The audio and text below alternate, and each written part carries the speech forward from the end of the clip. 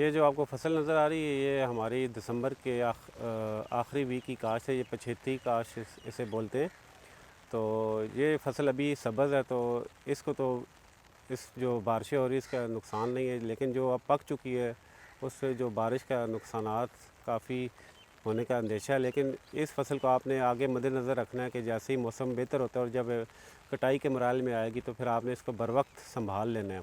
बर वक्त संभालते हुए आपने इस चीज़ का ख़ास तौर पे ख्याल रखना है कि ना इस दाने में नमी जो है ना उसका आपने तनासब देखना है। और जब ख़ास तौर पे जब आप एक देसी तरीका जिसे बोलते हैं उससे ये जो इसका तना होता है वो आसानी से टूट जाए तो आपने उसको कटाई करनी। कटाई के मुख्तलिफ़ तरीके हैं, कंबाइन हार्वेस्टर से भी कटाई की जा सकती है, मैनुअल भी की जा सकती है, रीपर भी होते हैं। मुख्तलिफ़ जो आपके इलाके में मशीन या तरीका कटाई अवेलेबल है उस हिसाब से आपकी इसकी ना कटाई करें।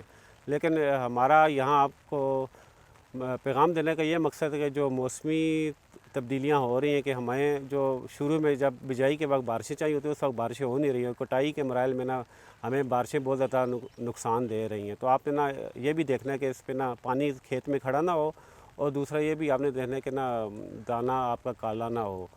तो हम अल्लाह ताला से दुआ करते हैं जो हमारा पूरे साल की मेहनत है तो अल्लाह ताला हमें इसमें बरकत डाले और हमें किसी भी किस्म की आफत से बचाएं। मेरी किसान हजरात से गुजारिश है कि जैसे ही आप लोग कटाई से मराइल से फ़ारिग हो जाए तो आपने स्टोर का ख़ास तौर पे देखना है कि स्टोर आपके छत जो लीक ना हो, उसमें कीड़े मकोड़ों का हमला ना हो, और जो जहाँ पे आपने ना गंदम की वैराइटीज़ रखनी या खाने वाली रखनी है वो मिक्स ना हो। तो आपने ना स्टोर की बाकायदा तैयारी करनी है कि उसकी फिमिगेशन करवाएं, उसको साफ़ सुथरा करवाएं और उसमें नमी का तनासब कम हो, क्योंकि अगर नमी का तनासब ज़्यादा होगा तो दाना में ना ख़राबी पैदा होनी शुरू हो जाती है और बीमारी का हमला भी होता है और कीड़े का अटैक भी होता है। लिहाजा आपने इस चीज़ को ख़ास तौर पर रखना है कि अब आपने ना अपनी कटाई के मराहल और जो स्टोरेज के मराहल है ना इसको मद्देनज़र रखना है, तो ताकि आपको ना नुकसान कम से कम हो।